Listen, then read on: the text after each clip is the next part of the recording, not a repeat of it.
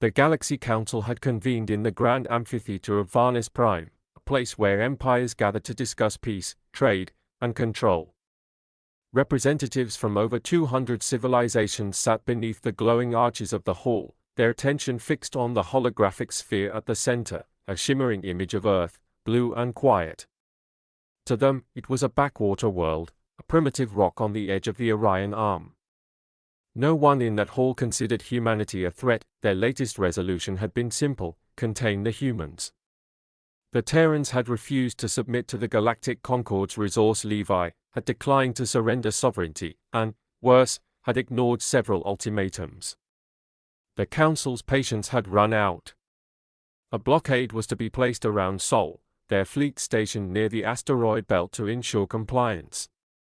The decision was unanimous. No one expected resistance. When the first reports came in, they were brushed off as system errors.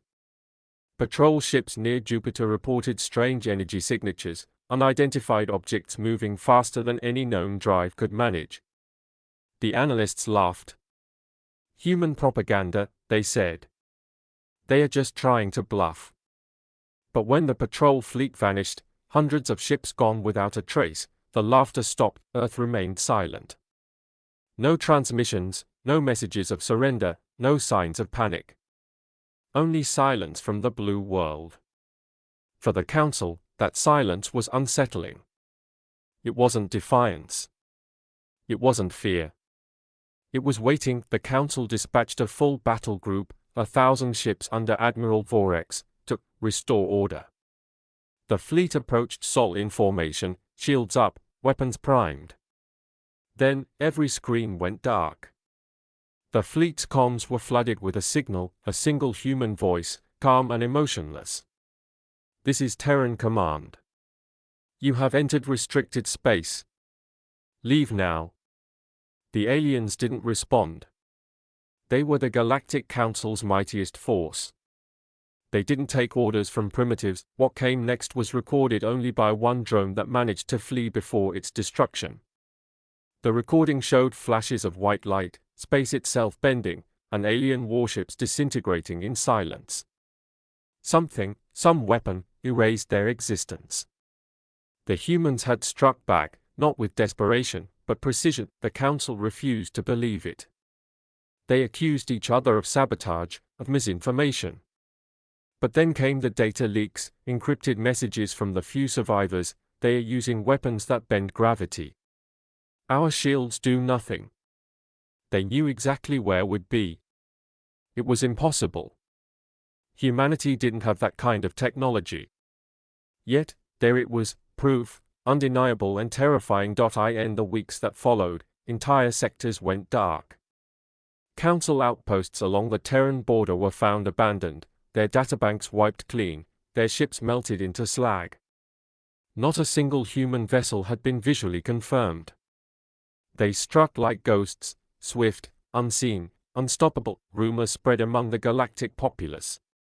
Some said the humans had made a deal with an ancient AI buried in their planet's crust.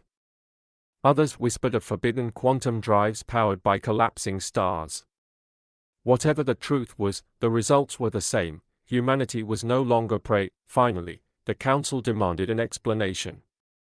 They opened a channel directly to Earth. To their surprise, it was accepted.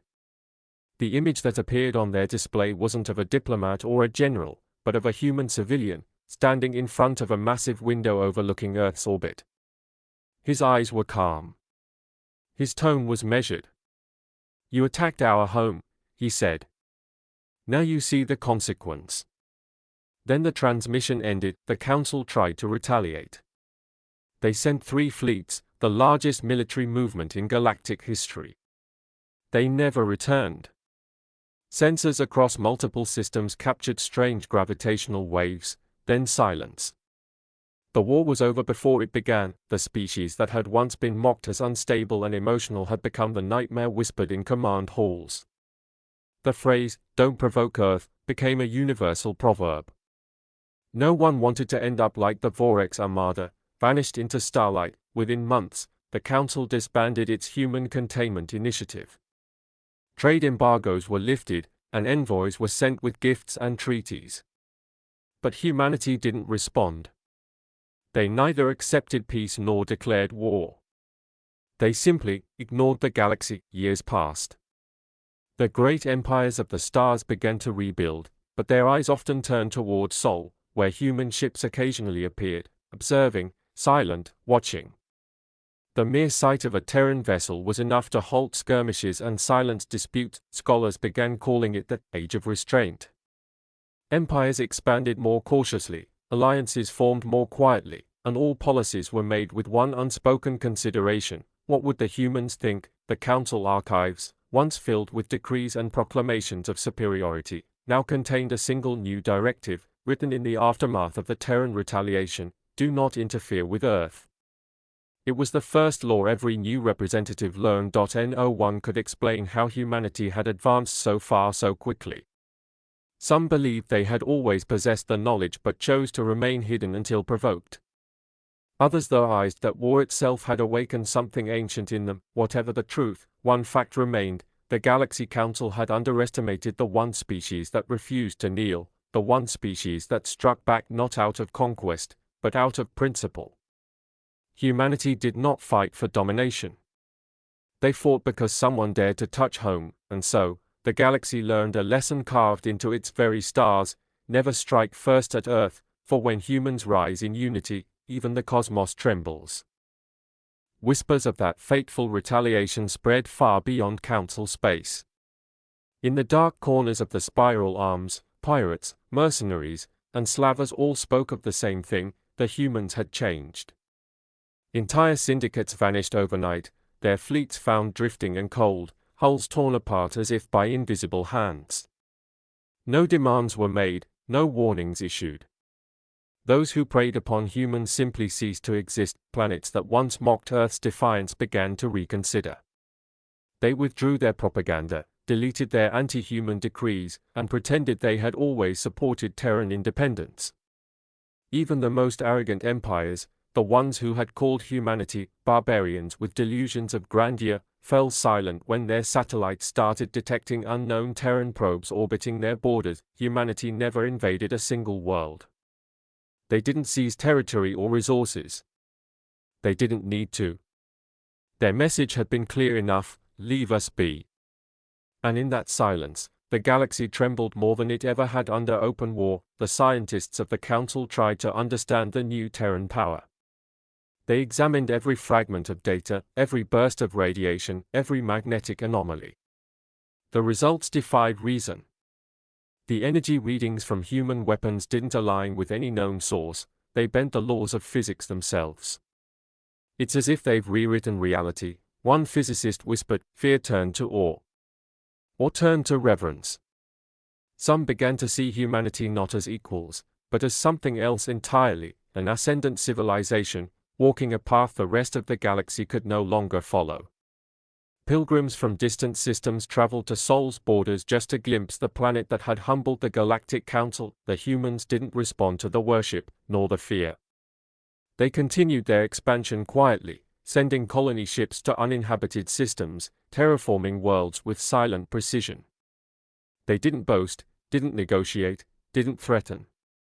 Their silence had become their greatest weapon. Then, one day, a message arrived at the Council's rebuilt headquarters.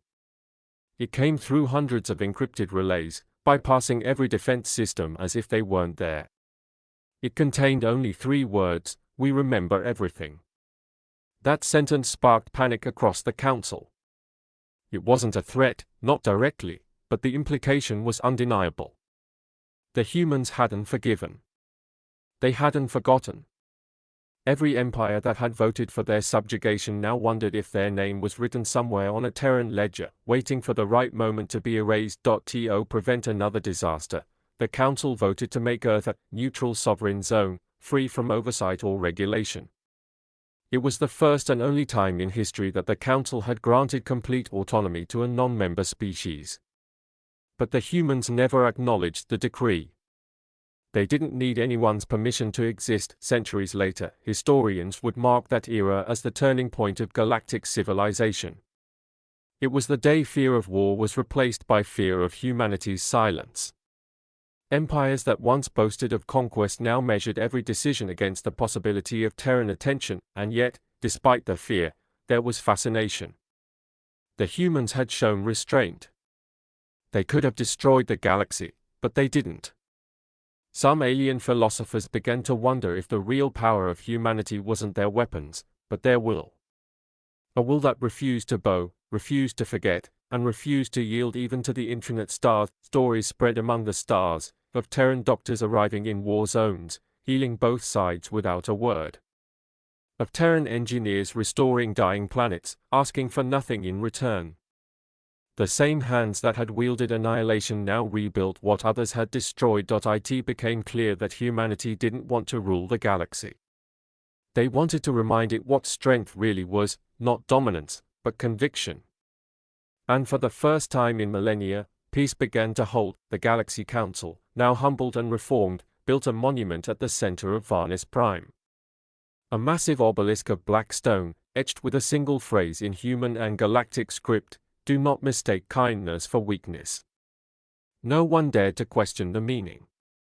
Everyone already knew, and above them all, in the darkness between the stars, human ships continued their silent watch. The Council never again underestimated Earth.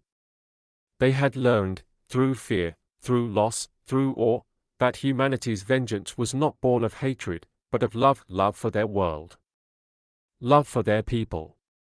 Love strong enough to make the galaxy kneel, and in that endless silence of the cosmos, one truth echoed forever: Earth had struck back, and the stars themselves would never forget.